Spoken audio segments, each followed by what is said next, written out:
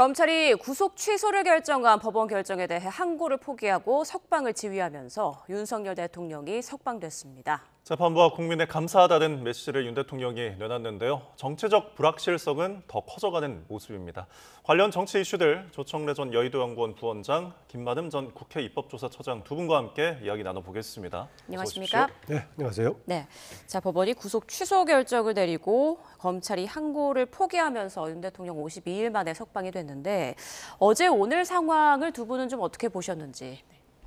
일단 법원의 결정에 반발하며 불복하면서 적시 항고를 한다는 것은 대통령의 구속 기간을 연장한다는 걸 의미하는 거잖아요. 네. 법원의 결정에도 불구하고 검찰이 거수를 쓰기에는 국민들의 시선이나 여론이 따갑다는 걸 느꼈을 거고요.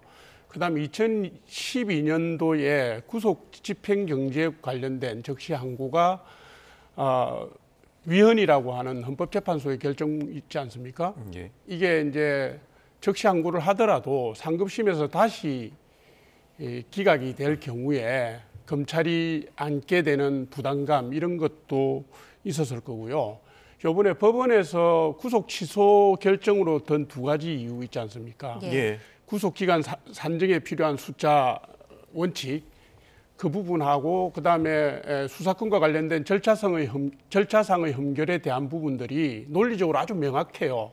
검찰이 이 부분을 대놓고 반발하기도 쉽지 않았을 거라고 봅니다. 저는 그런 여러 가지 이유 때문에 한 이틀 고민했지만 예. 항고 포기를 할 수밖에 없었다 이렇게 봅니다. 네, 김 처장님께서는 어떠셨습니까? 네, 저는 지난달 2월 4일 날 구속 취소 청구를 하지 않았습니까? 예.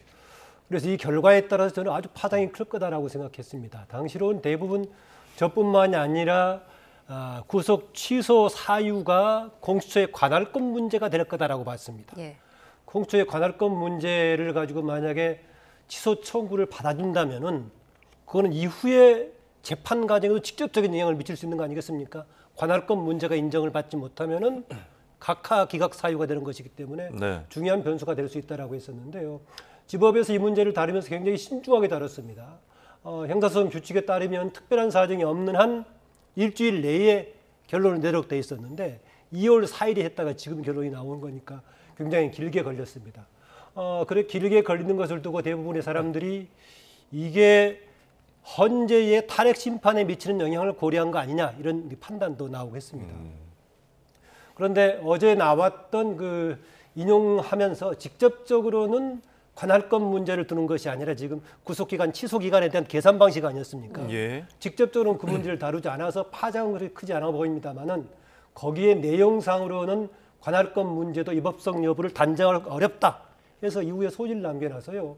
이후에 지금 같은 재판부가 이후에 본원도 담당하기 때문에 관할권 문제에 대한 논란의 여지는 이후에도 남아있다. 저는 그렇게 봅니다. 결국 그 적법성에 대한 의문을 해소하자는 취지의 결정인 것 같은데, 자 지금 저희가 앞서서 그림을 보시고 오셨지만은 윤석열 대통령이 오늘 이제 석방이 되면서 구치소에서 나오면서 모여 있는 지지자들을 향해서 손도 흔들고요. 그러니까 경호차를 타고서 바로 관저로 가지 않고 중간 중간에 내려서 따라 걸으면서 주먹을 쥐기도 했습니다. 이런 어떤 행동들이 글쎄요. 의미가 있을까요? 글쎄요. 그런 장면을 보면서 불편했던 사람들도 있겠지만. 예. 제가 볼 때는 당연한 거라고 봅니다. 대통령께서 비상계엄 선포가 국가 비상사태에 준하는 그런 위중한 사태였기 때문에 국민들에게 경각심을 일깨우기 위해서 계엄을 선포했다는 얘기를 여러 차례 하셨잖아요. 그런데 바로 그 지점, 우리 국민들이 추운 날씨에도 불구하고 대한민국의 헌법체제 자유민주주의를 지키기 위해서 고생하셨다고 보았기 때문에 네.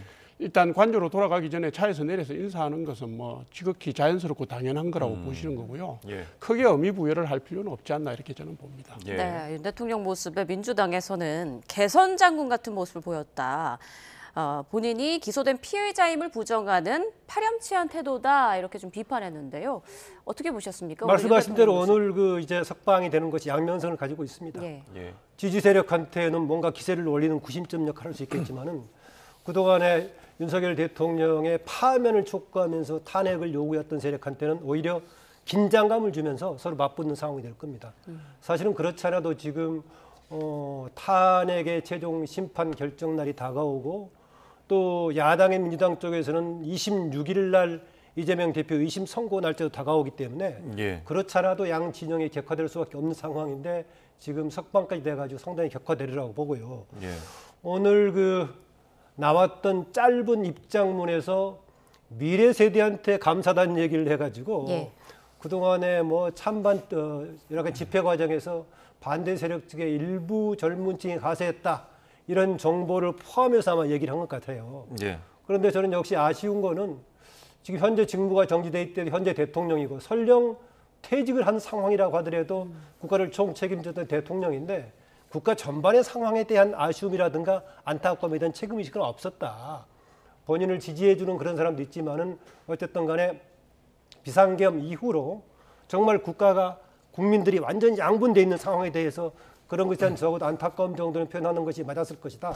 모르겠습니다. 혹시 안타까움을 표시를 하면은 본인의 과오에 대한 뭔가 의식을 인정하는 것이 돼가지고 예. 이후에 탄핵 심판이라든가 재판 과정에서 불리하다는 점을 염두에 둬서 그랬나 모르겠지만은 예. 국가를 책임졌던 대통령으로서는 국민 전체에 대한 뭔가 책임 의식이 있는 이런 모습을 보여주지 못한 것은 좀 아쉬웠습니다. 예, 직접 발언한 것은 굉장히 상당히 짧았지만 입장문을 이제 보도회를 통해서 공개가 된 게 있습니다.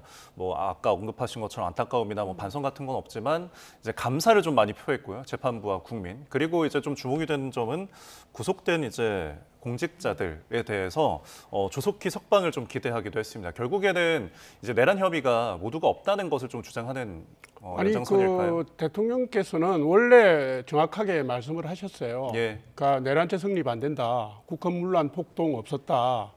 계엄 선포가 대통령의 통치 권한이다. 이 말씀을 하셨고 예. 이번에 불법 수사, 불법 구속에 대한 부분들이 법원의 판결로 해서 제자리로 돌아왔으니까 법원에 대한 감사하고요. 국민에 대한 감사, 미래 세대에 대한 감사, 그다음에 애초에 내란죄 성립이 안 되는데도 불구하고 내란 프레임 때문에 여러 가지 내란몰이 때문에 지금 여러 공직자들이 구속되어 있다는 부분 아닙니까? 네. 대통령께서는 그렇게 보시니까요. 그 부분에 대한 안타까움을 표시한 걸로 이렇게 보고요. 예. 여러 가지 논란이 있을 수 있지만 계엄 사태 초기부터 지금까지 윤석열 대통령의 관점이나 대응은 아주 일관되게 오고 있습니다. 그래서 바로 그 연장선상에서 해석을 하면 큰 무리가 없지 않을까 이렇게 생각합니다. 네. 알겠습니다. 그 일관됐다고 말씀하셨는데요. 예. 그 1차 사과문 발표한 적이 있었죠. 12월 7일 날 그날 저녁에 첫 번째 국회 탄핵 소추가 시도되기 직전에 네. 발표했을 땐 처음으로 이러저런 이유 때문에 다급할 수밖에 없어서 비상계엄을 선포했다. 그러나 그 과정에서 국민들을 놀라게 해서 불안하게 만들어 죄송하다 이런 얘기했었는데 그 이후로는 뭔가 비상계엄을 선포하고자 했던 본인의 명분만 얘기했었지 그 과정에 대해서 나라가 복잡해지고 어려워지고 뭔가 출렁이고 이런 상황에 대한 책임의식이 좀 없어지는 그래서 오히려 뭔가 조금 동굴이 더 갇히는 듯한 그런 모습을 보이긴 했는데요. 오늘 또 어쨌든 간에 재판 전략상 그랬나 모르겠지만은 국가 국민 전체에 대한 책임의식은 보여주지 못했다라는 말씀드리고 싶고요. 예. 아까 내란 관련해서는요. 오늘 그 대통령 석방되는 걸 두고 이런 점은 지적할 수 있을 겁니다.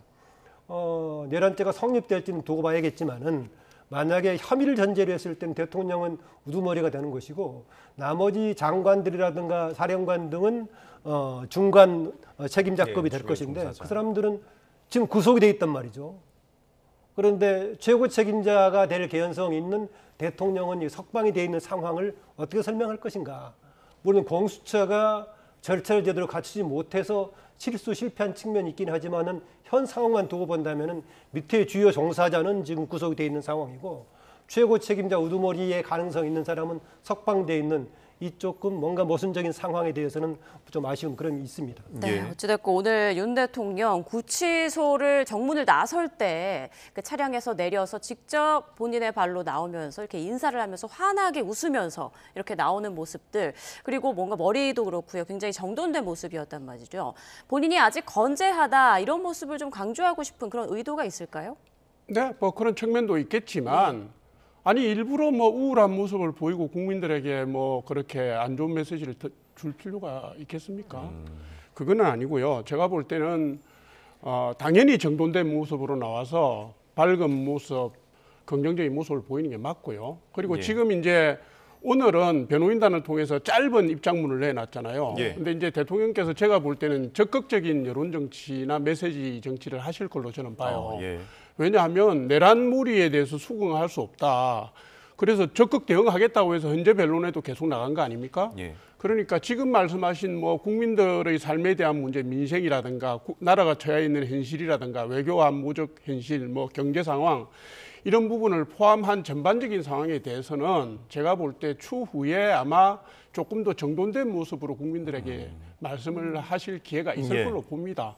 오늘은 건재한 모습을 보이는 것만으로도 제가 볼 때는 국민들에게 좋은 메시지다 이렇게 봐요. 예. 예. 앞으로 이제 메시지를 더 많이 낼 것이고 좀 활발함을 보일 것이다라고 이제 짚어주셨습니다. 그러면 이런 부분들이 앞으로 탄핵 반대 여론에 있어서 좀 힘을 더 보태는 지점이 되진 않을까요? 그런데 일단 그 탄핵 심판이 마지막 결정을 앞두고 있고 내란 혐의로 재판을 받고 있는 직무정지된 대통령이 활발하게 해봐야 뭘 어느 정도 활발하게 할 수 있을까요? 이런저런 메시지를 내놓을 수 있을 겁니다. 예. 활동 자체야 또 제약이 없기 때문에 움직이긴 할 것인데요.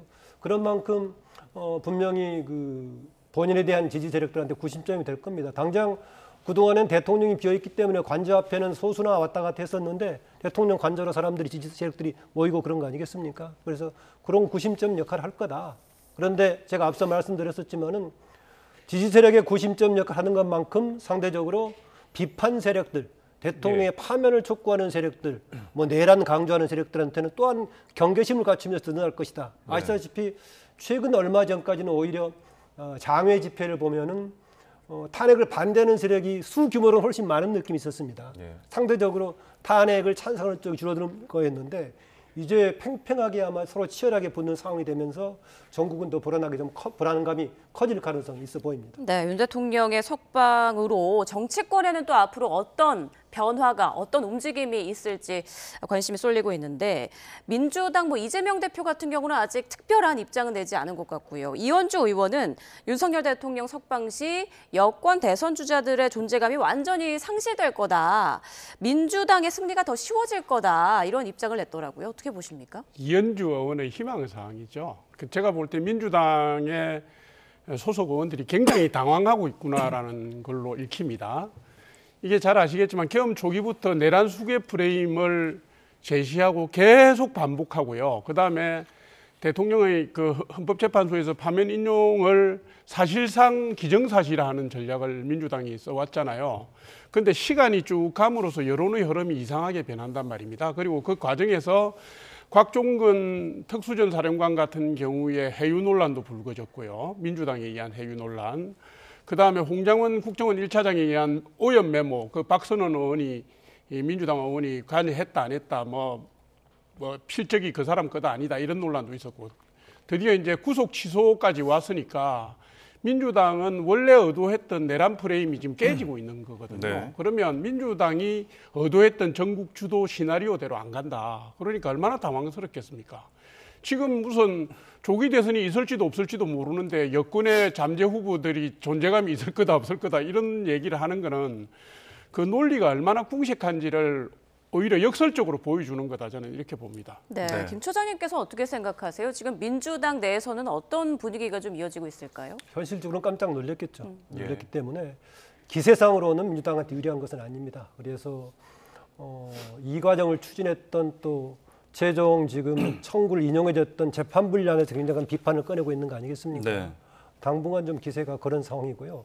무엇보다도 지금 내란죄에 대한 재판 진행 과정도 보고 있겠지만은 이런 기세의 변화가 우리가 오늘 뒤에서 논의할 가능성이 있습니다만 혹시 탄핵 심판에 어떤 또 영향을 미칠까 좀 우려도 하고 있는 것 같습니다. 네. 물론 민주당 쪽에서는 지금 형사위 재판은 탄핵하고 별개의 문제이기 때문에 영향이 없다. 더구나 절차의 문제를 건드린 것이기 때문에 내용하고는 아무 상관이 없다 이런 얘기를 하고 있지만 그래도 좀 예. 걱정을 하고 있는 것 같고요. 예. 그다음에 차기 대선 관련해서는 오히려 윤석열 대통령한테 쏠리고 있기 때문에 잠재군들한테 불리하다 이런 얘기했는데 예. 어차피 여당이든 야당이든 간에 현재 여당으로서는 윤석열 대통령의 탄핵 여부가 끝나야 그때부터 본격적으로 시작이 될 거고 마찬가지로 민주당을 중심으로 한 야당에서도 이재명 대표에 대한 26일에 2심의 결정이 난 이후에 움직이는 것이기 때문에 예. 현재 자체에서 서로 잠재자들이 움직이는데 이것 때문에 서로 묻힌다 이런 상황은 아닌 것 같아서 어쨌든 간에 양쪽 다 탄핵의 결과 2심의 결과 그 이후로 지금 잠재적인 대선 후보군들은 움직이기 시작할 거다 그렇게 봅니다. 네. 사실 오늘 민주당에서는 긴급의총도 열면서 이 부분에 대해서 이제 검찰이 항고를 포기하고 석방을 시킨 부분에 대해서 논의를 좀 했잖아요. 그러면서 박찬대 원내대표가 좀 심우정 검찰총장을 좀 비판하는 것 같거든요. 지금 야당에서는 또 앞으로 어떤 뭐 행보를 할까요? 이 검찰의 결정에 대해서. 심우정 검찰총장이 심지어는 그 시간을 끌어가지고 구속 기간을 오히려 넘기게 했다라는 얘기를 하고 있는데요. 예. 좀 그건 객관적인 좀 사실하고 맞지 않은 것 같습니다. 아시겠지만은 당시에 오히려 심우정 검찰총장이 고검장들을 불러서 회의했던 것은 부속 기소를 할 것인가 아니면은 불가피하게 석방한 이후에 불구속 기소를 할 것인가에 대한 관심이 많았습니다. 그래서 구속 기소를 하니까 깜짝 놀래가지고 심우정 총장이 잘했다라고 칭찬했던 상황이 아니겠습니까? 그리고 당시 심우정 총장이라는 그쪽의 검찰 쪽에서는 오히려 2번이나 구속영장 청구를 했다가 2번이나 불발된 상황이 되는 것이기 때문에 그때 심우정 총장의 문제를 삼기는 그렇고요. 예. 다만 오늘의 결정을 두고 이제 검찰 내부에서 총장은 이것을 이제 수용하는 쪽으로 얘기했었고 예. 수사본부장을 중심으로 해서는 지금 즉시 항고자라는 의견이 있었기 때문에 네. 이것을 두고 이제 심우정 검찰총장이 특수본의 입장을 받아주지 않았다는 비판은 가능할 수 있을 겁니다. 예. 그러나 우리가 앞에서 검토했다시피 이것이 단지 기간만 가지고 문제를 삼았다면은 조금 떼놓고 따져볼 여지가 있는데 네. 나중에 결론 부분에서 명확하게 얘기하지는 않았었지만 여러 가지 관할권 문제라든가 인치 과정에서의 확인 문제라든가 이런 등등도 위법성을 그냥 따지기가 쉽지 않다라는 전제 조건 속에서 이 부분을 얘기하는 것이기 때문에 예. 간단치 않았다고 보고요. 대신에 이 문제 한다고 하더라도 기존에 판결이 나온 등등의 상황이 있어서 고민 끝에 불가피한 선택이 아니었겠는가. 뭐 또 대신에 어차피 같은 재판부에서 본안을 다루기 때문에 그때 적극적으로 소명하면 되지 않겠느냐 그런 입장을 현실적으로 택할 수밖에 없었다 그렇게 봅니다. 네, 네. 민주당 긴급의총에서 또 어떤 얘기가 나왔는지 또 결과가 나오는 대로 저희가 전해드릴 거고요. 지금 여당 분위기는 어떨까요? 앞으로 뭐 윤 대통령에게 좀 확 쏠릴까요? 어떻게 예상하십니까? 아니 뭐 지금하고 크게 다르지 않을 겁니다. 아. 그러니까 국민의힘은 계엄 이후 탄핵 사태를 지나오면서 여당으로서의 지위나 입장을 포기한 적이 없어요. 예. 국민 여론이 굉장히 불리하게 돌아갈 때도 여당으로서의 입지를 굳건하게 지켰고요. 다만 지금 이제 그 형사 재판 본안 재판이 진행되고 있고 그다음에 헌법재판소 심판이 진행되고 있으니까 네. 당 지도부는 그 문제에 관해서 비교적 거리를 두는 객관적 거리를 두는 스탠스를 취했고 의원들이 개별적 행보를 했잖아요. 예. 제가 볼 때는 지금 대통령께서 지금 석방이 되셨다고 하더라도 대통령의 직무는 정지된 상황이기 그렇죠. 때문에 네. 국민의힘 지도부가 현직 대통령을 보좌하는 형식의 직무상 보좌가 불가능하잖아요. 그러니까 네. 거리를 유지하는 것은 그대로 갈 거고요. 다만 이제 개인적인 관계나 채널을 통해서 대통령을 찾아뵙고 뭐 대리하고 하는 거는 그대로 일어날 거라고 봅니다. 그래서 예전하고 크게 다르지 않다. 예. 다만 이제 대통령을 축으로 하는 용산에서 용산 관저에서의 메시지 전치나 여론전은 더 가열차게 가속화될 거다 이렇게 봅니다. 예.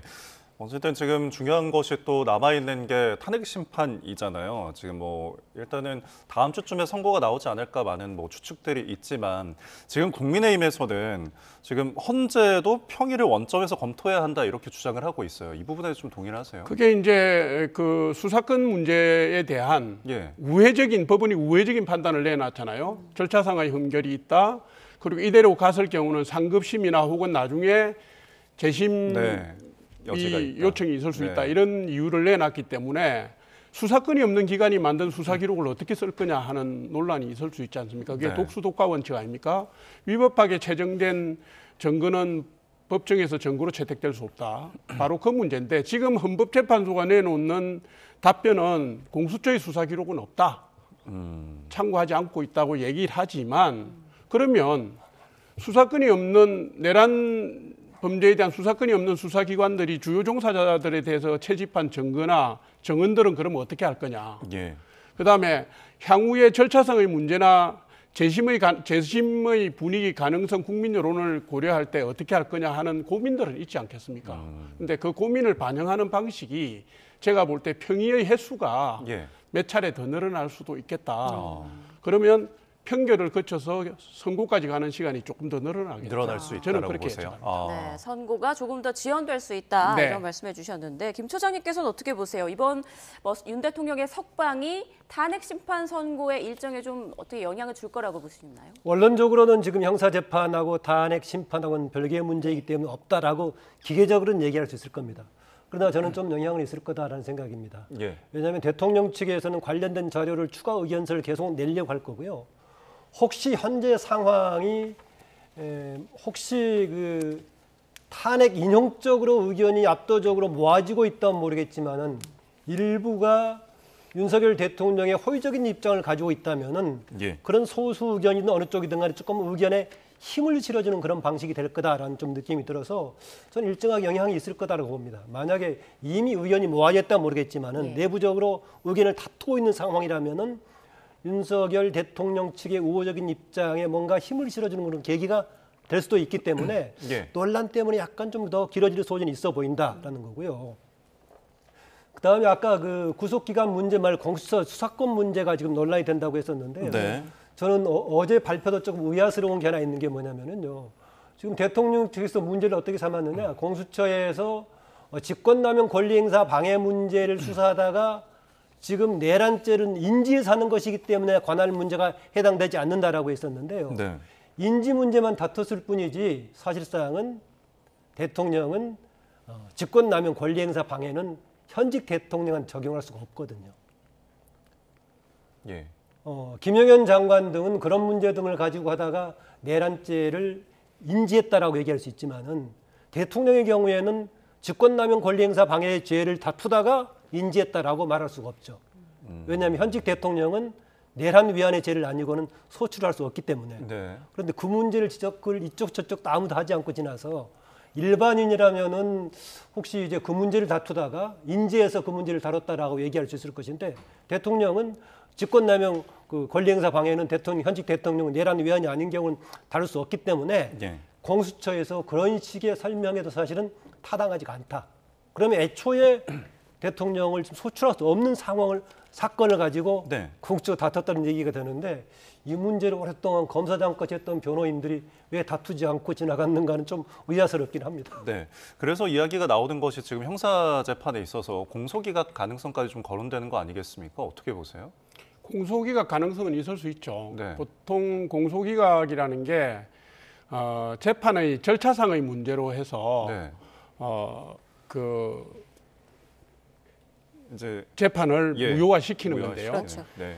이게 이제 지금 본안재판부가 구속 취소를 결정한 재판부하고 같지 않습니까? 네. 그 재판부가 구속 기간만 얘기한 게 아니라 수사 주체에 대한 얘기를 우회적으로 했잖아요. 네. 그거는 몇 가지입니다. 그러니까 윤석열 대통령 변호인단이 제시했던 내용을 사실상 인정한 건데요. 수사권이 없다는 것도 있고, 그 다음에 공수처와 검찰이 이 피고인을 인치하는 절차나 기관 간의 협업 절차가 법에 명시된 게 없는데도 했다는 것도 있고, 네. 구속 기간에 대한 문제도 있고 이런 게 있었습니다. 그러니까 이게 공소 제기를 했지만 공소 제기의 절차적 미비성을 이유로 기각할 가능성을 배제할 수는 없죠. 그러나 24일이 아마 재판 준비 2차 네, 준비 2차 기일이니까 제 생각으로는 공소 기각보다는 재판 과정에서 예. 수사 주체에 의한 수사 기록 문제, 예. 그다음에 그걸 증거를 얼마나 인정할 것이냐, 예. 그다음에 검찰은 그게 법적으로 합법적이고 법리에 맞다는 걸 얼마나 입증할 것이냐 하는 문제로 예. 좀 쏠려갈 수가 있고요. 네네. 그렇게 쏠려갈 경우에는 검찰이 입증하는 데 상당한 부담을 느낄 수밖에 없는 상황이 되었다 이렇게 봅니다. 왜냐하면 공소기각을 하더라도 네. 일사부재리 원칙에 저촉이 안 되거든요. 공소기각을 했을 경우는 과정을 재정리해서 다시 소를 제기할 수 있기 때문에 예. 공소기각을 하더라도 행사재판은 다시 속개가 될 수 있다 이렇게 봅니다. 예. 김 처장님께서는 공소 기각 가능성에 대해서 어떻게 생각하세요? 기각은 단정할 수 없겠지만은요. 오늘 어제 오늘 이건 나온 걸 가지고 중요시지 않게 보던데 네. 지금 현재 지금 형사 25부가 원래 이걸 담당하고 있기 때문에 여기에다가 지금 구속 취소 청구를 올린 거 아니겠습니까? 그렇게 한 건데 마지막 결론을 내리면서 이런 문제에 대한 예컨대 관할권 문제라든가 여러 가지 인치 과정에서의 문제라든가 이런 것이 어느 쪽으로 단정하기 어렵다. 그런데 지금 공소제기 초반의 단계이기 때문에 명확성을 기할 필요가 있다라고 해서 저는 지금 심판 과정에서 1심 재판 과정에서 이 문제를 좀 심각하게 다룰 거다. 그래서 본인들이 스스로 그동안의 판례라든가 예. 명확한 법 조항들이 없어서 이 문제를 새로 다루고 있다라는 거니까 본인들이 판례를 세울 겸 해가지고 중요하게 다루지 않겠는가 해서 저는 이후에 본안 재판 과정에서 이거는 중요한 쟁점이 될 거다라고 봅니다. 네, 앞으로 좀 법적 쟁점들이 또 많이 나와 있는 그런 상황인데요. 자, 이제 정치권에 미칠 영향을 좀 더 짚어보겠습니다. 이번 윤석열 대통령의 석방 이후로 윤 대통령의 지지율에는 어떤 변화가 있을지, 그리고 여야 정당 지지도, 그리고 조기 대선을 앞둔 과정에서 잠재적 대권 주자들에 대한 지지율에도 좀 변화가 있을지 어떻게 예상하십니까? 정당 지지율이나 윤 대통령 관련 지지율은 예. 하나의 변수에서 움직이지 않는다고 저는 봅니다. 예. 하나의 주요 변수가 대통령의 방어권 행사와 여론전이 될 수가 있고요. 계엄 초기부터 지금까지의 쭉 상황을 보면 그다음 또 하나가 전국의 주도권을 쥐고 있는 민주당의 대응 양태에 따라서 달라집니다. 예. 계엄 초기에 그 엄중한 시기를 거치면서 민주당이 점령군식 형태를 보임으로 해서 예. 한독수 대행을 탄핵한다든가 뭐 이런 아주 오만불손한 모습을 보였잖아요. 그러고 난 뒤에 중도층이 확 돌아섰거든요. 그리고 이제 그 이후에 민주당이 이 문제점을 보완하려고 나오고 중도로 진출하려고 하고 뭐 비록 갈짓자지만 보수 아젠다를 끌어안는 모습을 보이고 가진 노력을 다하고 있는데요. 이게 이제 구속 취소 이후에 민주당이 지금 많이 급하잖아요. 또 뻑수가 나올 가능성이 저는 있다고 봐요. 지금 뭐 여러 가지 서두르는 모습이 보이니까 민주당이 어떤 스탠스를 유지해서 어떤 모습을 국민에게 보이느냐, 그다음에 대통령이 방어권과 여론전을 어떻게 해가느냐의 모습 따라서 결정될 텐데 아까 말씀드린 것처럼 예. 저는 민주당이 오판에 의한 점령구식 형태를 계속할 거라고 보기 때문에 최소한 지금의 여론 흐름에서 국민의힘이 더 상승하는 기류, 윤석열 대통령에 대한 국민의 지지가 더 상승하는 기류로 갈 가능성이 매우 높다고 저는 보고 있습니다. 예. 저는 상당히 오히려 위험스러울 수 있다라고 봅니다. 아시다시피 윤석열 대통령에 대한 국정 지지도가 탄핵 상황 이전보다 최근에 높지 않습니까? 예. 높은 결정적인 이유는 두 가지가 결합되어 있죠. 그동안에 현직으로서의 대통령이 일방적으로 큰 소리치면서 심지어는 김건희 여사 문제도 안하무인으로 넘어가고 이런 것들에 대한 비판적인 의식들이 굉장히 컸었는데 현직이 아니고 직무가 정지되어 버리니까 이런 문제가 안 보였단 말이죠. 그러니까 일정하게 그동안에 비해서 상대적으로 언더독의 효과가 조금 있었고요. 반면에 야당이 가지고 있었던 뭔가 문제점에 대한 너무 과도한 것에 대한 성급함에 대한 비판 의식이 같이 결합돼서 나왔다. 그런데 지금 윤석열 대통령이 이제 나와서 주먹을 쥐면서 불끈 이렇게 나오는 국면을 보자면은 네. 자칫하면은 그동안에 가졌던 뭔가 국민들이 안타까움을 느꼈던 사람 중에서도 바뀔 가능성이 있다. 하루 이틀쯤은 지지 세력이 결집해가지고 잠깐 혹시 올라갈지 모르겠습니다만은 일반적인 흐름으로는 오히려 현재 여당한테는 위태로울 소지도 크다. 물론 상대적으로 우리나라의 여야의 지지도는 상대방의 실수에 따른 것이기 때문에 이후에 민주당이 어떻게 움직이는가도 물론 변수가 되긴 할 겁니다. 네. 참 민주당의 움직임, 지금 이재명 대표가 장애 집회에는 참석을 하곤 있지만 지금 어떤 메시지가 나오지 않고 있습니다. 어떤 것을 좀 준비하고 있을까요? 처음에는 가볍게 얘기를 했었죠. 처음에는 바로 산수 정도에 틀린 걸 가지고 뭐 중요하게 하느냐라는 건데 산수가 뭐든 간에 결과는 굉장히 큰 결과를 낳지 않습니까? 예. 중대한 문제입니다.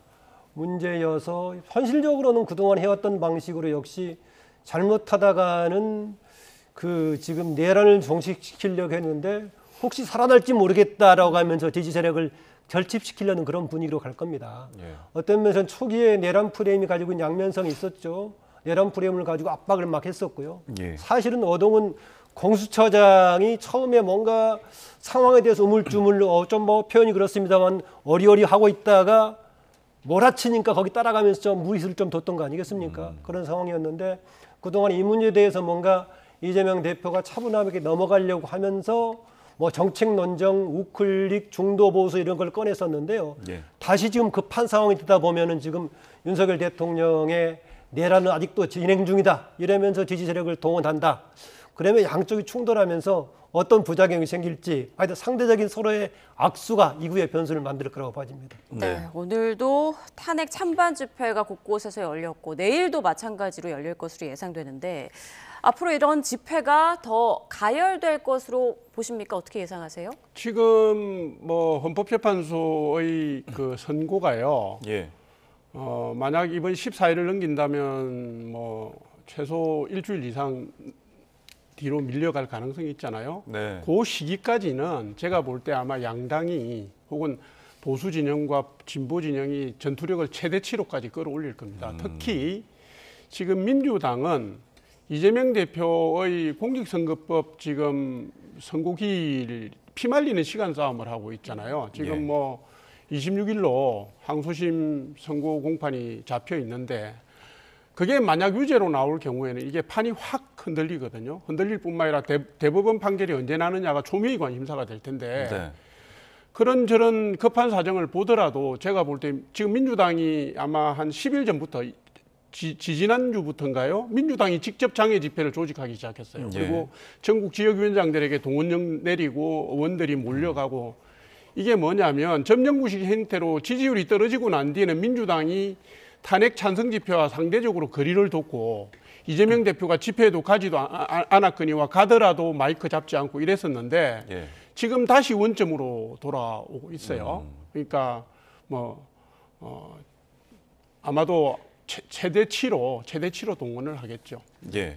그 민주당에서 그럼 이제 계속 동원령식으로 뭔가 내려오거나 또 이재명 대표가 만약에 이제 뭐 마이크를 잡고 연단에 선다거나 할 경우에는 윤석열 대통령도 아까 언급하신 것처럼 계속 메시지를 낼 수 있지 않겠습니까? 윤석열 대통령의 메시지 정치는 뭐 두 예. 가지로 이루어지겠죠. 직접적인 노출은 가급적 최소화할 거다 저는 보고요. 아, 예. 배노인단을 통한 간접 메시지를 낼 수가 있는 상황이다 이렇게 봅니다. 네. 그리고 이재명 대표도 지금 뭐 아주 어중간할 거예요. 왜냐하면 지금 구속 취소에 대해서 이재명 대표의 언급이 별로 안 나오잖아요. 네. 법원의 판단을 정면으로 치받기도 힘들고 그렇다고 해서 그걸 용인하기도 힘들고 해서 이 간접 방식으로 박찬대 원내대표를 내세워서 지금 밀고 가는 형상이거든요. 네.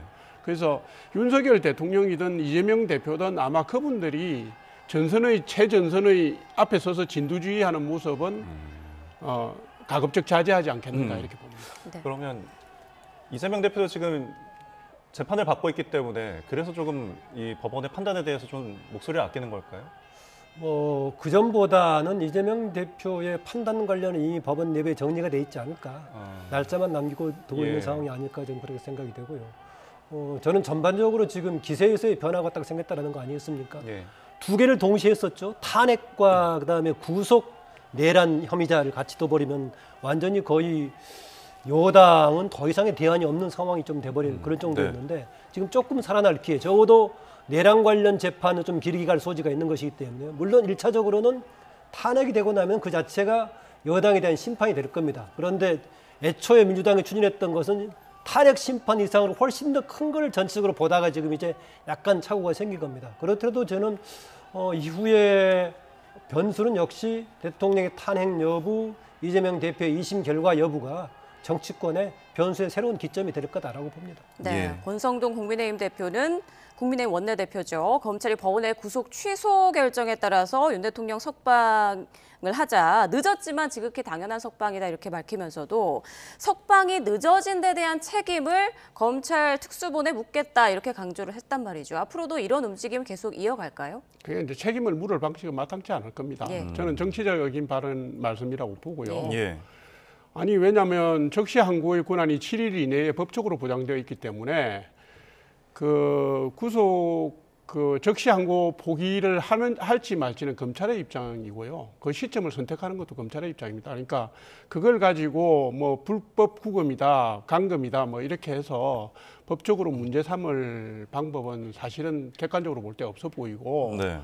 그거는 검찰의 뜨뜻미지근한 대응, 그죠? 법원의 그 구속 취소 사유가 명확한데도 불구하고 왜 시간을 끊느냐? 본안 재판의 뭐 아마도 그 타당성이라든가 검찰의 입장을 고수하기 위한 그런 조직 이기주의적인 측면 아니냐라는 것을 공박하기 위한 발언으로 저는 그렇게 이해하고 있습니다. 예. 서로 간에 맞불러 온 게 아닌가 좀 그렇습니다.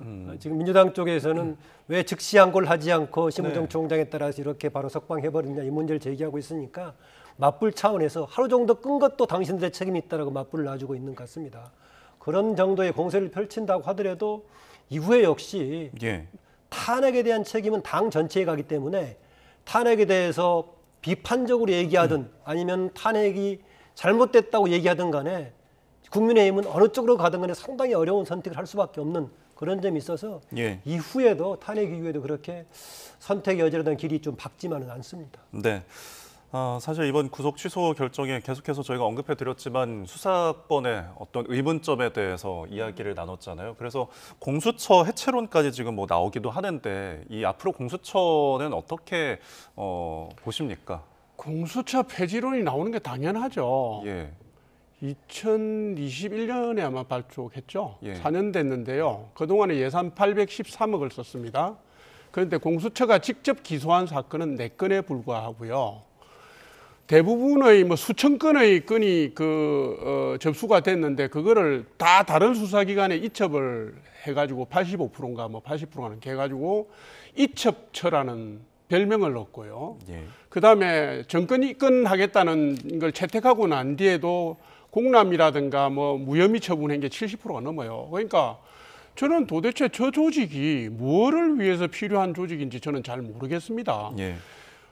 수사기관이 존립의 근거를 잃으면 폐지하는 게 맞잖아요. 이번에도 보십시오.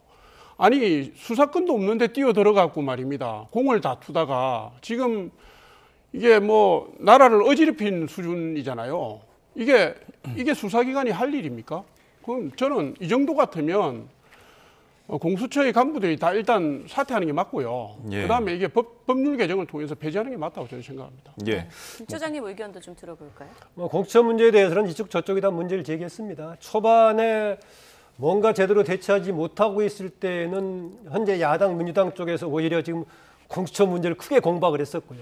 그래서 쫓기듯이 지금 오동훈 처장이 한쪽으로 좀 밀어붙이는 상황이 됐고 이후에 진행되는 과정도 그렇고요.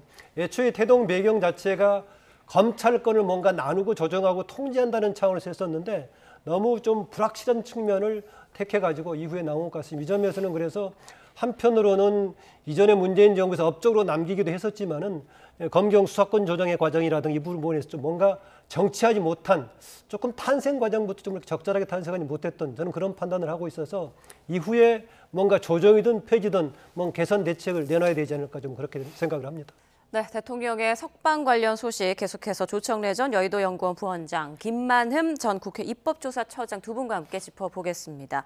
조금 전 탄핵 찬반 집회 모습 함께 보셨는데 글쎄요, 뭐 환호와 야유가 그야말로 극명하게 엇갈린 그런 대조적인 모습을 보였단 말이죠. 앞으로는 이런 모습들이 더욱더 가열되는 거 아니냐, 더 불이 붙는 거 아니냐 이런 우려도 나오고 있는데 어떻습니까? 그 지난 박근혜 전 대통령 탄핵 당시와는 좀 분위기가 다른 것 같아요. 박근혜 전 대통령 탄핵 당시에는 심지어는 탄핵이 되고 나서도 마무리 집회까지 그때 했지 않습니까? 예. 그런 기억이 나실 겁니다. 아무래도 가장 큰 차이는요. 박근혜 당시 대통령의 탄핵에 대해서 국민들의 비판적인 분위기는 상당 국민 대다수가 보편적으로 이게 나라냐라고 공감을 갖는 그런 분위기였습니다. 물론 이른바 태극기 부대라고 하는 소수는 당시에도 옹호를 했었지만 그건 소수였었고요. 국민의 전반적인 분위기를 보면 그랬습니다. 당시에 여론조사로도 80% 내외가 박근혜 대통령 탄핵에 이렇게 갔다면은 현재 지금 윤석열 대통령 탄핵 문제는 정파적인 문제로 변질이 돼버렸습니다. 초기 때는 정파적인 문제를 떠나서 대다수의 국민들이 비판적으로 갔었는데요. 시간이 지나면서 정파적인 문제로 좀 바뀌어갔습니다. 네. 그 바뀌게 되는 과정이 저는 좀 과도하게 민주당 쪽에서 내란몰이하는 측면이 첫 번째로 작용을 했었고요. 또 하나는 중간에 심판 역할을 하고 있는 공수처와 그다음에 심지어는 헌재까지도 뭔가 국민들이 신뢰감을 주기에 뭔가 의심을 가질 만한 이런 상황이 생기면서 같이 나왔다라는 거고요. 예. 또 하나 이게 당시에 박근혜 당시 대통령 시기에는 탄핵에 맞서는 야당 쪽들의 특별한 문제가 없었습니다. 당시에 문재인 대표라든가 누구라든가 안철수 의원이라든가 다른 사람들이 다양한 옵션만 가지고 있었는데 현재는 상대 유력한 사람이 차기 주자로 돼 있는 사람이 이재명 민주당 대표이기 때문에 예. 더구나 이른바 사법 리스크라는 것이 걸려 있죠. 예. 그래서 보기에 따라서는 혹시 본인이 가지고 있는 사법 리스크 이 문제를 윤석열 대통령의 탄핵을 통해서 뭔가 뚫고 가려고 하는 거 아니냐 의혹도 같이 맞물려 있어가지고 예. 박근혜 대통령 탄핵 시기하고 다르게 지금 정파적인 문제 좀 변질이 돼 있는 그런 것 때문에 지금 장애 지퍼도 양쪽으로 갈라져 싸우는 그런 상황이 되고 있습니다. 네, 그리고 예. 박근혜 전 대통령 그 탄핵 선고도 8대 0, 그러니까 재판관들 만장일치로 인용 결정이 나왔잖아요. 이번에는 어떤 결정이 나올지 알 수 없습니다만 만장일치로 나오지 않을 경우 더욱더 좀 국론이 분열되지 않을까 어떻게 예상하십니까? 예를 들어서요. 그 박근혜 전 대통령 탄핵 심판 때는 8분의 재판관 중에 예. 뭐 예를 들어서 탄핵 반대가 1분 내지 2분이었을 가능성이 있다고 봐요. 그럴 경우에는 만장일치로 의견을 수렴하기가 쉬웠을 건데 지금 이진숙 방송통신위원장 탄핵 기각 상황을 보면 네. 헌법재판관이 성향별로 딱 4대 4로 나누어져 있잖아요. 네. 만약에 지금도 그런 형상이라면 예. 만장일치를 유도해낼 수 있을까요? 어. 그게 그렇게 하는 게 예를 들어서 진보 성향의 재판관이 있고 보수 성향의 재판관이 있다고 가정을 할 때 예. 그분들이 진보층의 열망을 꺾고 만장일치에 참여할 수 있을까요? 아니면 보수 성향의 재판관이 보수층의 열망을 꺾고 만장일치로 참여할 수 있을까요? 그래서 제가 볼 때는 지난번 노무현 대통령하고 박근혜 대통령 때 탄핵 심판이 평의가 노무현 대통령 8차례 있었고요. 박근혜 대통령 11차례 있었는데 비교적 노무현 대통령 거는 선거법 위반과 관련된 내용이었고 노무현 대통령이 그 혐의에 대해서 인정을 했기 때문에 사실 헌법재판소에서 다툴 쟁점이 없었는데도 평의를 8번 했어요.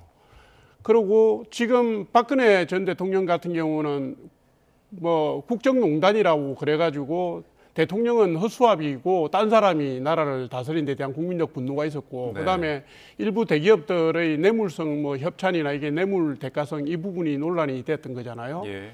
그런데 지금 윤석열 대통령 같은 경우는 혐의점이 그런 국민들 체감에 와닿는 혐의점이라고 볼 수가 없어요.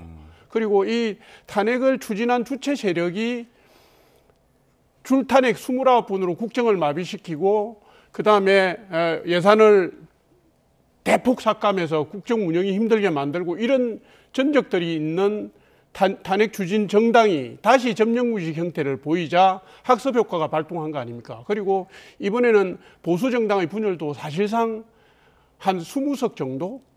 근데 이게 이제 따로 독립할 수 없는 정도의 세력이라고 보여지는 거거든요. 예. 이런 상황 때문에 지금 빚어지고 있기 때문에 제가 볼 때는 이런 객관적인 상황을 다 고려하면 네. 재판관이 8분이 한 방향으로 합의를 하기는 어렵지 않겠느냐. 저는 이렇게 봅니다. 예. 지금 이제 앞으로 있을 탄핵 심판에 있어서 만장일치냐 혹은 갈릴 거냐라는 의견을 좀 주셨는데 어떻게 보세요? 네, 박근혜 대통령 시기에 비해서 국가적인 직접적인 생활하고 미치는 거 아니다라고 이제 지적을 하셨는데 뭐 그런 측면도 볼 수 있겠지만 오히려 훨씬 더 심각한 문제를 저질렀다. 비상계엄이라든가 예. 국가 운영과 관련된 심각한 문제니까 논쟁이 여전히 있긴 합니다만은 야당을 중심으로 해서 내란죄로 고발한 거 아니겠습니까? 그럴 정도 상황은 심각하다라는 건데요. 저는 오히려 심각하게 문제를 제기했는데 그 심각한 것이 포함되는 것이 내란죄 관련 부분이었는데 이 부분을 공식적인 제명에서는 빼버렸단 말이죠. 그래서 상황은 심각하다.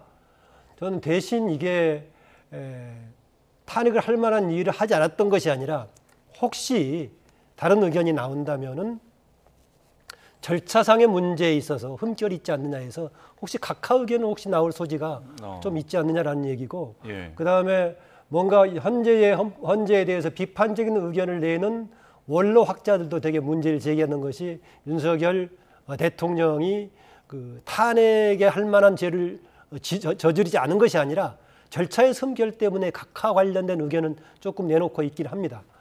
제가 그래서 이번의 경우는 혹시 어제 오늘에 지금 이제 구속 취소에 대한 결과가 나와가지고 석방되는 것이 다른 의견을 가진 사람들한테 혹시 분위기상에 힘을 주는 혹시 그런 건 나오지 않을까? 아까 말했다시피 한두 사람 정도가 된다면은 뭔가 조금 전체적으로 인용하는 쪽 의견이 모아갈 수가 있겠지만은 두세 명 사이에서 다투고 있는 상황이 된다면은 전국의 흐름이라든가 윤석열 대통령의 지금 석방 상황에 대해서 힘을 주면서 조금 변수가 될 수도 있다, 좀 그렇게 봅니다. 각하 결정 가능성에 대해서 어떻게 생각하세요?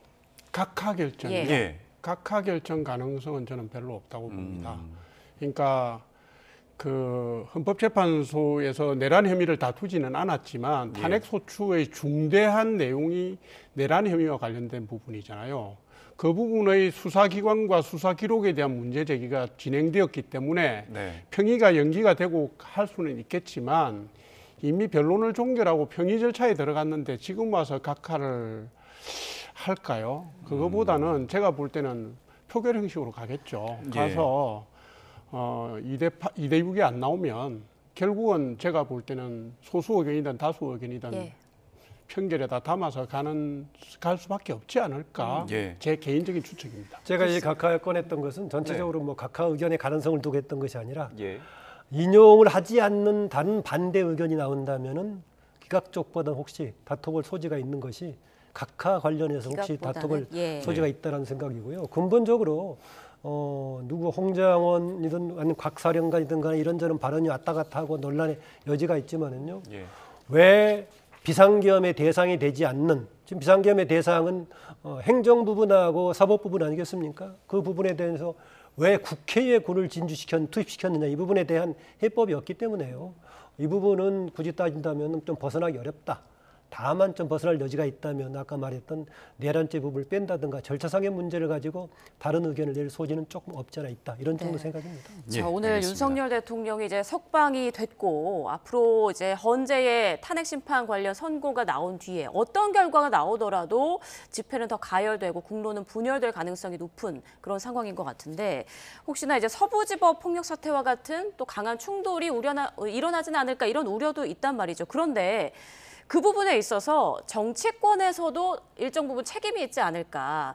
격한 발언 그리고 어떤 행동을 부추기는 듯한 그런 행동들, 발언들 이 부분에 대해서는 어떻게 보십니까? 매우 잘못했죠. 예. 그거는 제가 볼 때 특히 현직 국회의원이 뭐 물론 현장 집회에서 뭐 많이 격앙됐겠죠. 예. 됐겠지만 그럼에도 불구하고 발언의 요지에 대해서 사전 검토를 하고 올라가야죠. 무슨 처단하자는 등등의 이런 발언을 쓰는 건 안 되고요. 그다음에 우리가 자랑스러워하는 대한민국의 체제라는 게 헌법적 질서 위에 서 있는 겁니다. 아무리 불만스러워도 이 질서를 깨고 지나가면 대한민국의 자유민주주의나 자유시장 경제가 존립할 근거가 없어져요. 그러니까 비록 그 입장에 따라서 불만이 있을 수 있다 하더라도 이것은 국민적 합의를 모아가면서 추후에 보완하고 새롭게 해야 될 부분이지. 네. 이게 뭐 폭력으로 이렇게 할 수는 없다고 보고요. 서부지방법원, 서울서부지방법원의 난입 사태 이후에 제가 볼 때 그게 반면교사가 돼서요. 오히려 이번에 헌법재판소가 어떤 결론을 내리든지 간에 우리 국민들이 그런 폭력적인 형태로 나아가지는 않으리라고 봅니다. 예. 대다수의 국민들이 매우 건전한 상식을 갖고 계시고요. 그리고 자정할 수 있고 스스로 자제할 수 있는 능력이 있다고 저는 그렇게 믿고 있습니다. 예. 그 말씀하신 대로 대다수의 국민들이 자정 능력을 가지고 있는데 예. 이게 정말 집단화돼 버리면은 오히려 개인의 선택보다도 이걸 궤도수정하기가 참 쉽지 않아 보입니다. 네. 그래서 우리가 개인의 광기보다는 집단의 광기가 조금 더 치우고라든가 방향 전환이 어렵다는 그런 점인데 그 점에서 상당히 지금 한국 상황이 힘듭니다. 예. 아까 지금 최근에 있어서 격한 발언 그 자체도 책임이 있지만은요. 현재까지 이렇게 밖에 장애 집회 방식으로 파퓰리즘 방식으로 해결하게 되는 것은 우리 정치가 끌어온 것이다. 정치권의 사법적인 문제를 뭔가 정치 권력 투쟁을 통해서 해결하려고 했던 사법의 네. 정치화 문제라든가 정치 사법화는 정치권 스스로가 만들었던 거다라는 것입니다. 저는 그나마 지금 시점이라도 정치권이 스스로 했던 책임을 지는 자세가 뭐가 되느냐? 탄핵에 지금 심판을 받고 있는 여당 쪽이든 간에 아니면은 지금 다른 사법적인 책임을 이심을 두고 있는 야당 쪽이든 간에 사법적인 판단을 존중하면서 이것은 스스로 책임질 문제다. 국민 대중을 통해서 이 문제를 힘으로 해결하는 자세는 앞으로 버리겠다라는 것을 양쪽 모두가 공경연하게 국민들 앞에 약속하는 자세가 필요하지 않나 그런 생각입니다. 예. 이 박근혜 탄핵 당시에 이제 반대 측의 어떤 그 집회 양상들 너무 거셌기 때문에 그때 당시엔 사망자도 발생하지 않았습니까? 이번에는 좀 그런 일은 없어야 될 텐데요. 이번에도 뭐 분신 뭐 등등 시도하고 예, 뭐 이런 그래서- 사람들이 있습니다. 앞서 말씀드렸었지만은요.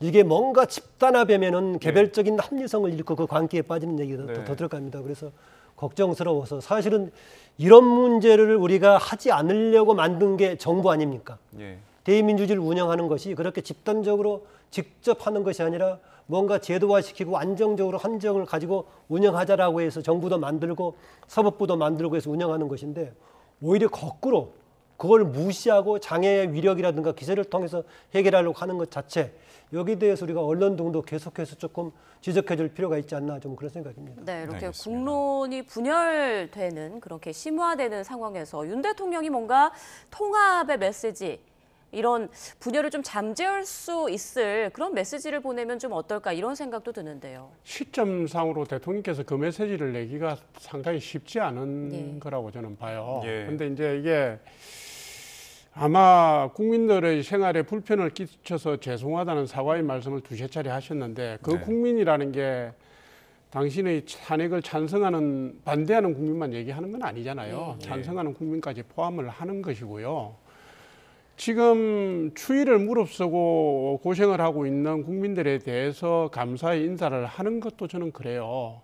진영을 불문하고요. 우리 국민들이 적극적으로 나라 걱정해서 현장에 나와 계신 거잖아요. 그렇죠. 그래서 저는 이렇게 생각합니다. 서부지방법원의 폭력 사태가 있었지만 예. 지금까지 탄핵 찬반 집회를 여러 차례 거듭하면서 사실 현장에서는 물리적 충돌이 거의 없었어요. 예. 없었고 그거로 인한 뭐 무리가 일어난 적도 없고 다친 분도 없고요.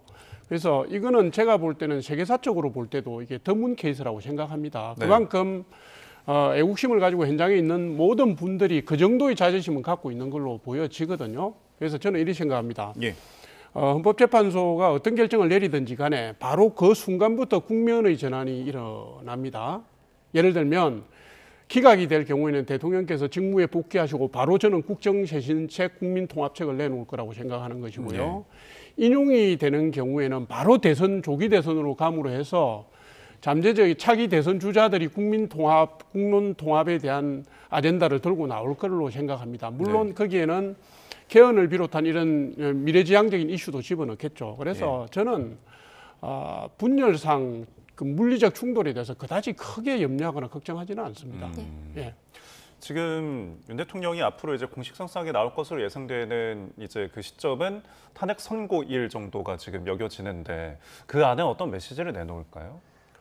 뭐 SNS 정도는 할 수 있겠죠. 예. 그런데 무슨 특별하게 주목받는 것을 내놓을 수 있을까? 혹시 내놓는다면은 오늘 사람들이 아쉬웠다고 얘기하는 자기를 지지해주는 사람들에 대한 걱정, 또 본인을 지원하다가 나갔던 다른 내각이라든가 사령관들에 대한 안타까움 정도만 얘기했습니다. 예. 그리고 마지막에 짧게 이제 멈춰주십시오 한마디 했었는데 지지 세력에 대한 뭔가 성원 못지않게 대통령으로서의 지금 이 지경이 된 이런 거 상황에 대한 뭔가 책임 있는 뭔가 주문을 하고 있으니까 예. 이것은 여러 가지 비판적인 얘기를 언론들을 통해 듣지 않을까 해서 그 관련 메시지를 혹시 낸다면 추가로 한번 내릴 소지는 있다라는 좀 그런 생각이 듭니다. 네.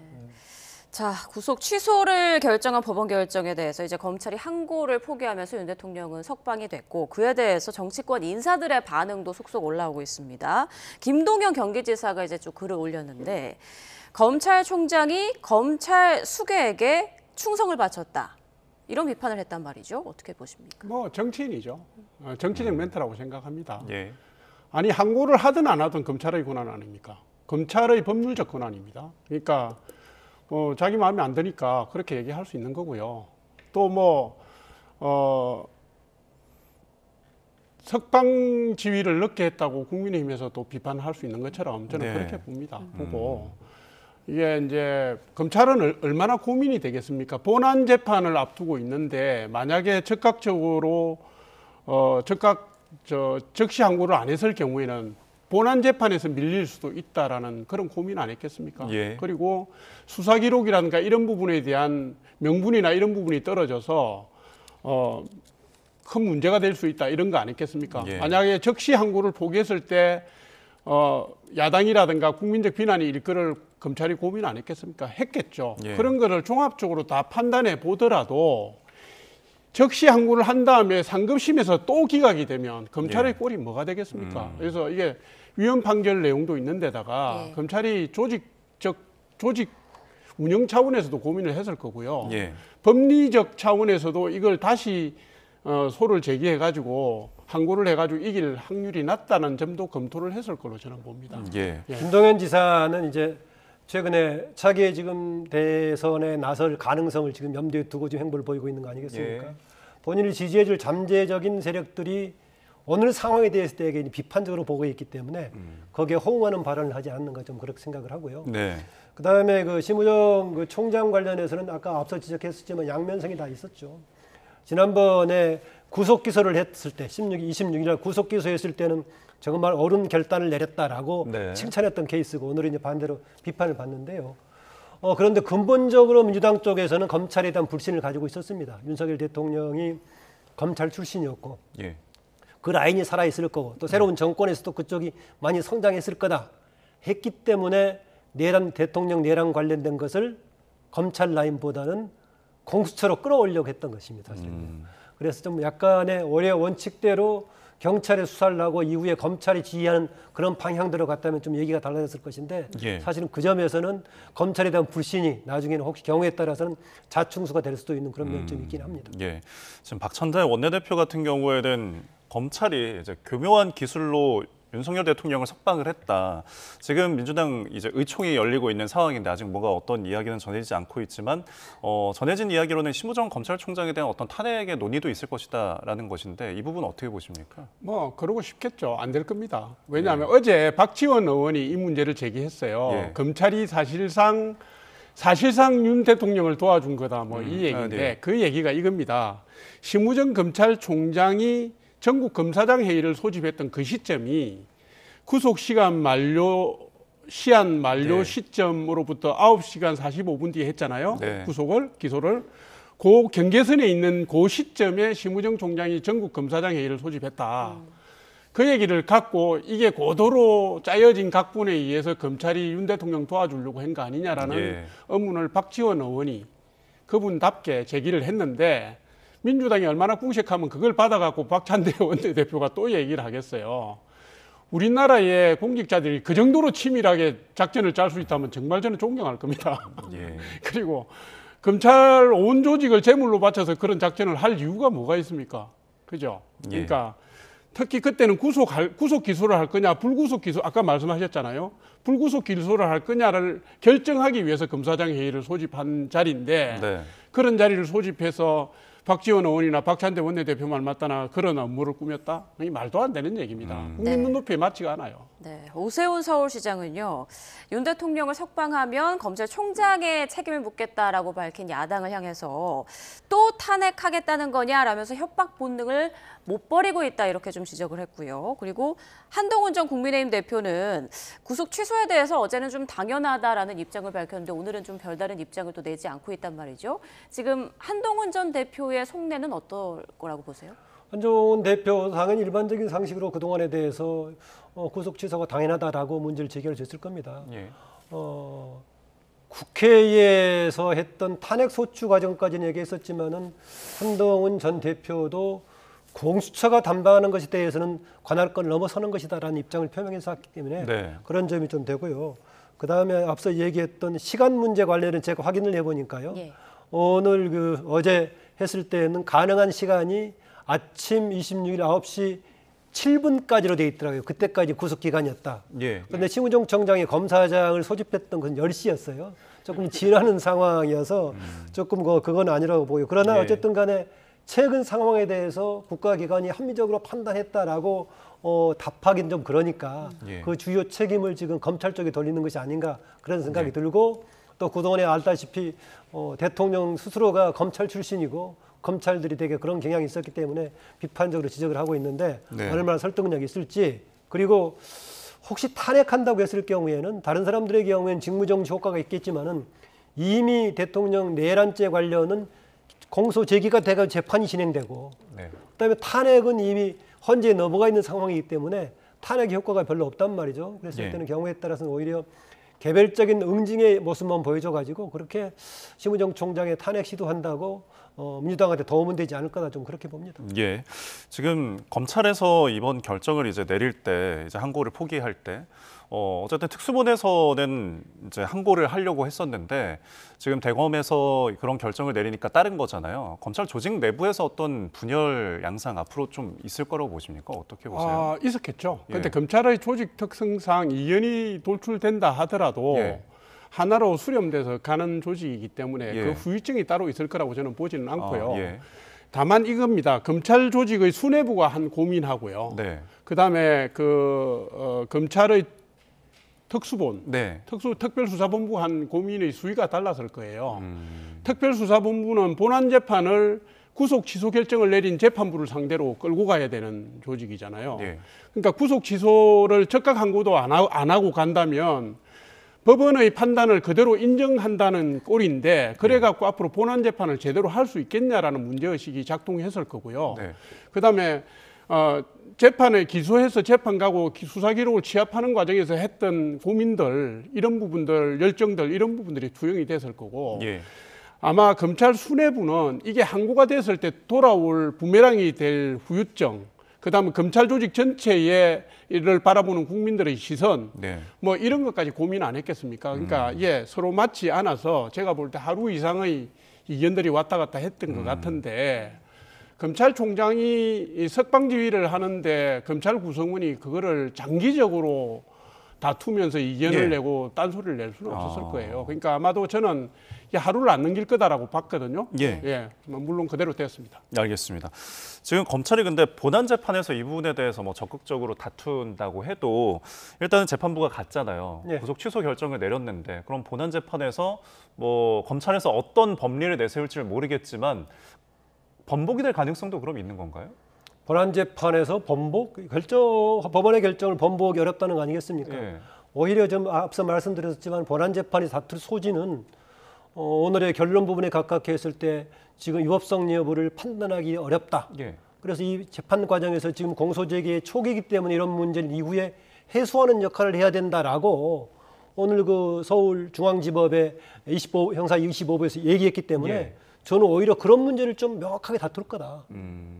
그 문제를 다투기 때문에 지금 이상으로 다투게 될 겁니다. 다투게 돼서 만약에 지금의 본인이 어느 쪽을 판단하기 어렵다고 좀 결론 내린 거 아니겠습니까? 예. 세 사람에서 결론을 내렸는데 그럼 이후로 본안에서 다툴 때도 과연 그전에 자료도 없고 다툴면 어느 쪽 위법성 한쪽 얘기할 수 없다라고 했기 때문에 상당히 논란의 소지가 있는 그런 부분입니다. 만약에 이 부분이 탄핵과 연관해가지고 어떤 결론이 나오는 게 굉장히 중요할 수가 있을 겁니다.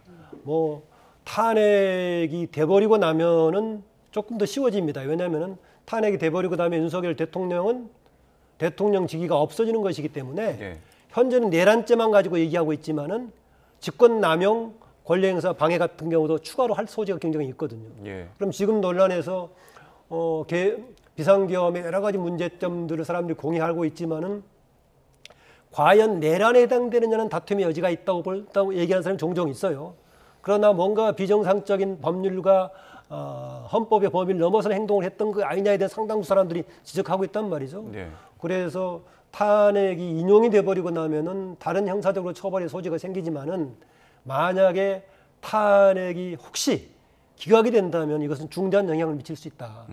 왜냐하면 내란 관련 것을 지금 기소를 했는데 예. 절차상의 문제를 가지고 공소 문제에 대한 제기가 된다면은 오늘 분명히 지금 서울지법 형사 25부에서는 그 문제를 다퉈볼 소지가 있다고 던진 거 아니겠습니까? 예. 그리고 그 쟁점이 될 소지가 있어 보입니다. 네, 알겠습니다. 오늘 석방된 윤석열 대통령 지금 화면으로 보시는 것처럼 굉장히 좀 자신감 넘치는 그런 모습을 보였는데 탄핵 심판 선고 결과가 나온 뒤에도 이런 모습을 보여줄 수 있을지 궁금합니다. 일단 윤 대통령 탄핵 선고와 관련해서 또 관심이 쏠리고 있는데요. 오늘 홍준표 대구시장은 기각되면 혼란, 인용되면 전쟁이다라면서 전쟁보다는 혼란이 낫지 않겠느냐 뭐 이렇게 SNS에서 주장을 했는데요. 예. 탄핵 선고 결과 뒤에 있을 파장들 어떻게 예상하십니까?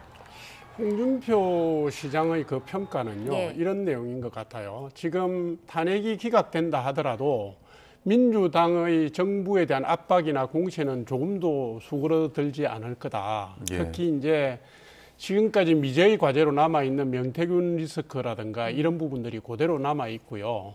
그다음에 탄핵이 기각된다 하더라도 형사재판의 진행 여부를 둘러싼 국론 분열 내지는 그 논란들이 제기될 수 있고, 그다음에 그 민주당의 그 일방적인 공세 있지 않습니까? 줄탄핵이라든가 예산 삭감이라든가 정부 행정부를 마비시키려고 했던 행동에 대응할 수 있는 카운터 카드가 마땅치 않을 수 있다, 이 얘기인데, 아마도 윤석열 대통령이 국민 통합과 국정 전면 쇄신의 카드를 들고 나오더라도 어쨌든 논란은 불가피할 거다, 이 얘기를 하신 것 같아요. 예. 이거고, 탄핵이 인용됐을 경우에는 물론 조기 대선으로 가지만 이재명 민주당 대표의 사법 리스크를 둘러싼 논란이 또 시작이 점화가 된다고 보는 거거든요. 예.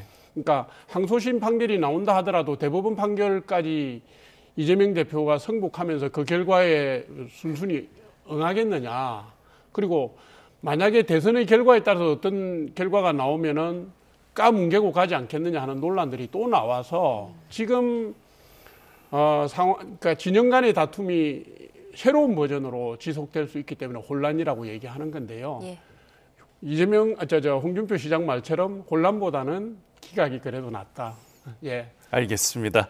자, 오늘 구속 취소와 석방과 관련해서 전국에 미칠 파장들 두 분과 함께 짚어봤습니다. 조청래 전 여의도연구원 부원장, 김만흠 전 국회 입법조사처장과 함께했습니다. 오늘 말씀 고맙습니다.